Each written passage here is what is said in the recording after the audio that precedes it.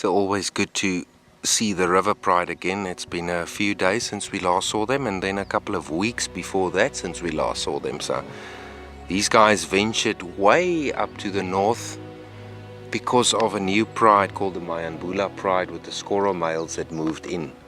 So this pressured these guys to leave this core territory and move back up north. So that's what happened. So they're slowly but surely moving back south, it seems like.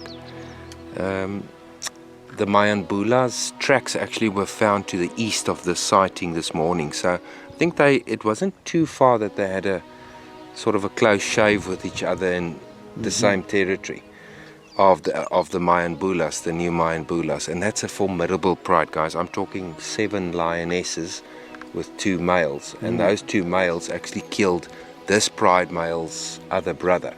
It was a trilogy of males, 3 in a coalition.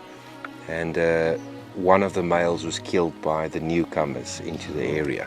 So here's a bit of a change in pride dynamics out here, which makes it fairly interesting. How long ago you said this? I think how long ago did they kill this zebra? Must have been early last night, I'll say. It's an adult zebra, 8 lions together. They can feed a lot, and maybe if the male was close by, he had the bigger part of the lion's share of this kill, and he moved off now, and then maybe he's busy digesting, so the rest are busy feeding now.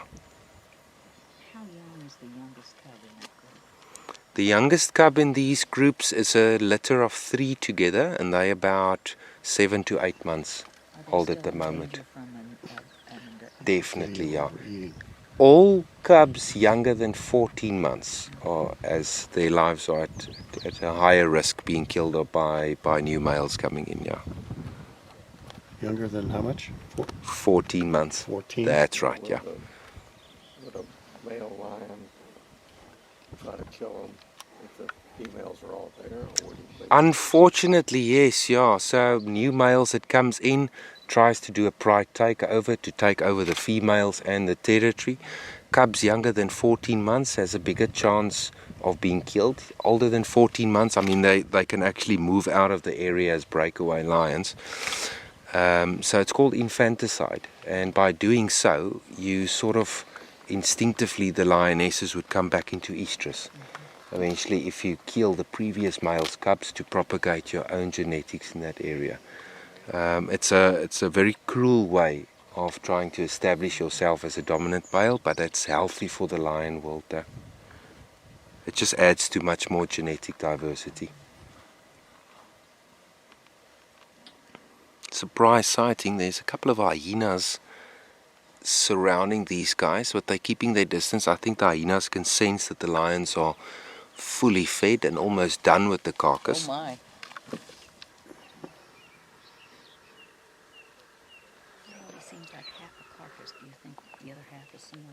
No. No, I think these guys, the other half is definitely somewhere else. It's in the lion's belly, I'll say.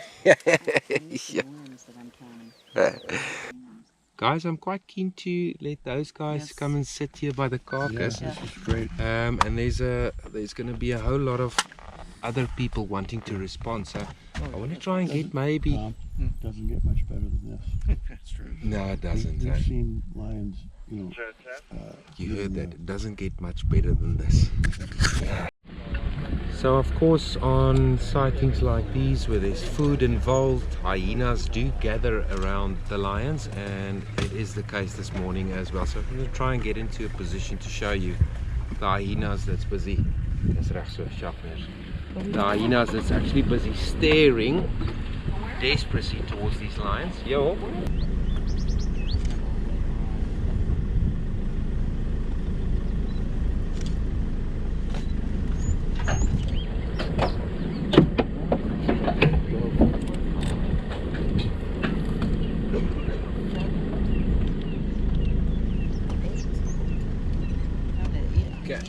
Lions on the right, hyenas on the left. Which to choose? I've counted 9 hyenas.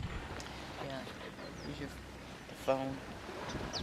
So yeah, because the hyenas are standing up, these guys can sense that the carcass is getting closer to being finished. All the lions are well fed, so they're going to become a little bit more confident as the time goes by now. come And a time when they'll just try to chase the lions off. yes, that's correct. So eventually, because they realize it's only a handful of lionesses with a few cubs, there's no male lions in the area, these guys will definitely pick up more confidence to try and push off females and cubs from a carcass. That's why they're slowly standing up.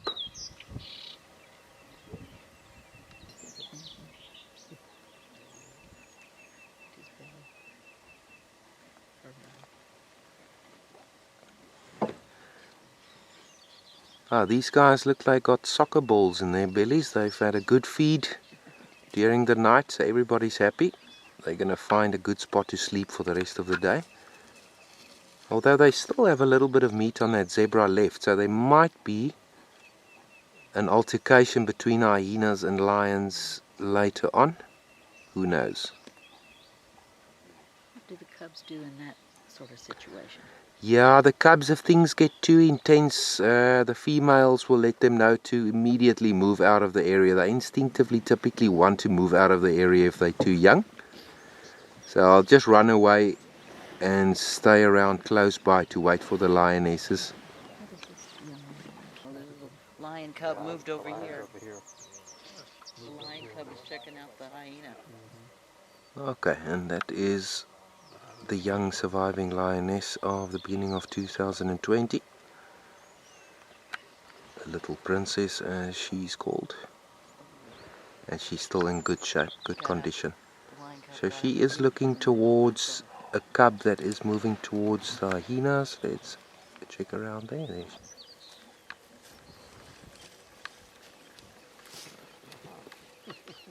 See the proximity from the lions. The hyenas very close by. They're edging closer, bit by bit. That's what I counted. There's the bigger sister just joining up with the youngster. Just keeping a close eye on the hyenas this side. There we go. And later on, these hyenas are going to be very happy with the leftovers of that carcass.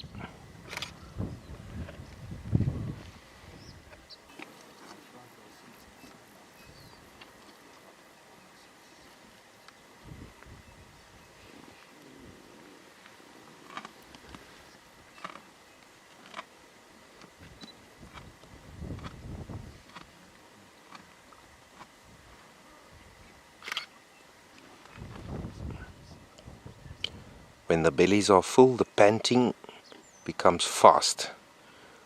So trying to cool down the body temperature by panting a lot. And I must say, if you fill your belly with 10 to 15 kilograms of meat in one sitting, it must be quite uncomfortable. I can barely finish a 500 gram steak. I can just imagine how this female must feel. Line up for resumption.